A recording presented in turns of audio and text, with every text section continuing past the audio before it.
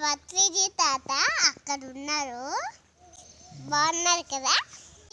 ఇది మా అన్న, మేము దానంకి వచ్చిన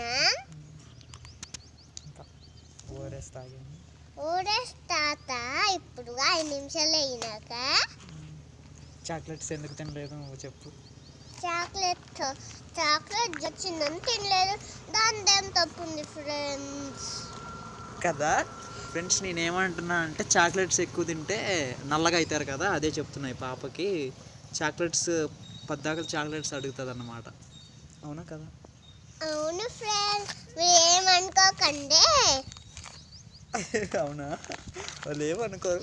నేను అదే చెప్తున్నా, చాక్లెట్స్ ఎక్కువ తింటే నల్లగా అవుతారు, ఇంకా హెయిర్ కూడా పొట్టిగా అవుతుంది అని చెప్తున్నా.